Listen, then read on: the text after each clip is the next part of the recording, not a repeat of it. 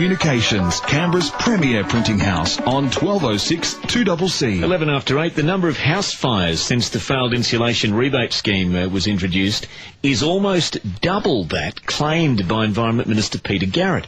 Fire brigades made this claim yesterday. Mr Garrett's office insists that there are only 93 known house fires linked to the insulation installed under the scheme, but fire brigades said there'd been 165 houses with house fires since July 1 when the scheme was introduced. Of those, 53 were in New South Wales. The majority were attributable to insulation being set on fire by heat from downlights. They said Victoria recorded 76, Western Australia 20, Queensland 12, the ACT 3 and South Australia 1. There was none in Victoria. Spokesman for the New South Wales Fire Brigade said it appeared most were caused by downlights coming into contact with roofing insulation as the main ignition factor. The very thing, or one of the things, that Minter Ellison attempted to warn the Environment Minister of, but that he's saying that he didn't actually come across until a week or so ago. Residents should be aware that smoke alarms installed on ceilings will not detect a fire in the roof cavity. Mr Garrett's office insisted the number of fires linked to the rebate scheme was much lower. So on it goes. It's going to go on for quite some time.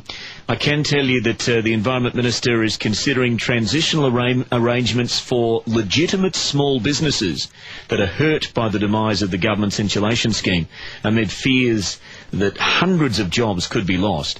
The Environment Minister's attempted to turn back the attack on the opposition, accusing the coalition of shedding crocodile tears over the 4 deaths in the 93 house fires linked to the faulty installation of insulation. And I read an interesting little note on Twitter last night from Scott Driscoll from the Australian Retailers Association. He's their executive director, and he was suggesting, or he was basically talking about the hardware retailers in Australia, and the fact that obviously they've purchased a lot of stuff that they can't get rid of anymore. And Scott Driscoll was, well, talking about the fact that this morning, he was going to call for the Rudd government to compensate hardware retailers over the scrapped insulation scheme, and he was considering a class action. Scott Driscoll joins us right now. G'day, Scott. G'day, Mark. Yeah. What a shambles this is. Oh, look, Mark, this is really of grave concern to us, and I'm sure it is to many segments of the community. And I just want to start off by saying, as much as we're going to talk economics and impacts on small business, it all sort of fails into insignificance when we're talking about the people that have lost lives and homes over this sort of thing. But I guess my role is to look after my members, and a lot of them rang yesterday, particularly exposed to this, saying, look, what do we do? And many of them were actually starting to talk compensation and class action. Really? You think it could get to that?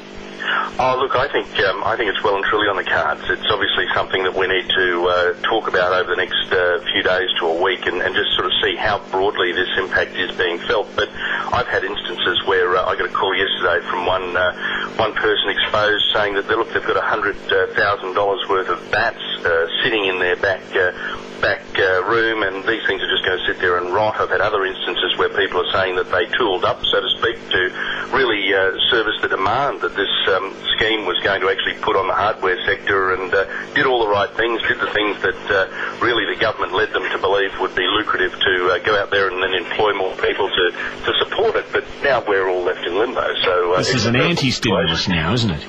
Very much an anti-stimulus, and we're all in limbo. Yeah. Peter Garrett saying he's considering transitional arrangements for legitimate small businesses. So he's already indicating that there's obviously a hell of a lot of illegitimate small businesses that have been set up as because of this scheme. He's saying he's considering transitional arrangements for businesses hurt by the demise of the government's insulation scheme.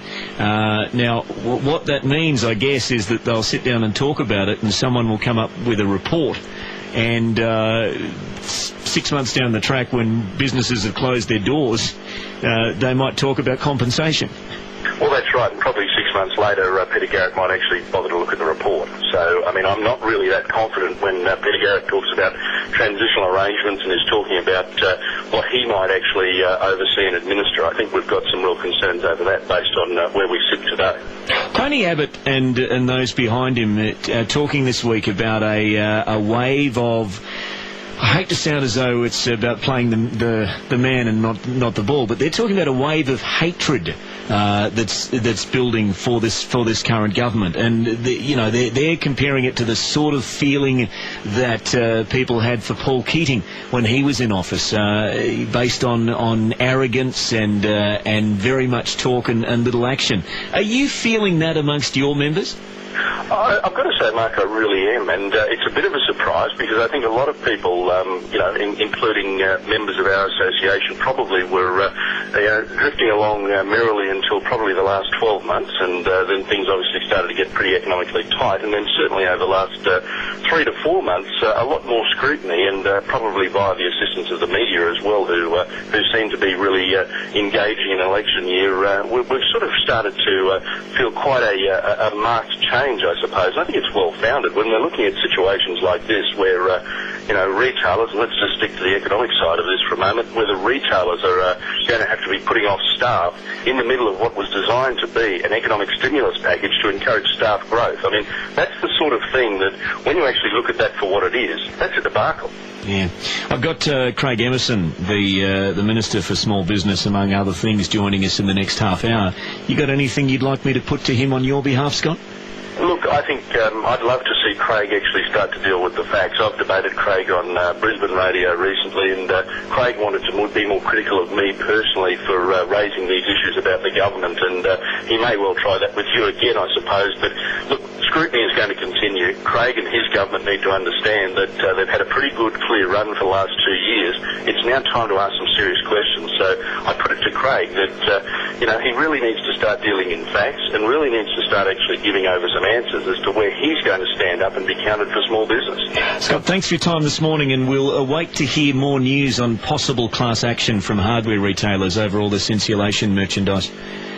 Thanks for your time, mate. Scott Driscoll from the Australian Retailers Association. He's their Executive Director. 6255 4444 is my number. It's 19 after 8. G'day, Canberra. It's Ray Hadley. We're taking the show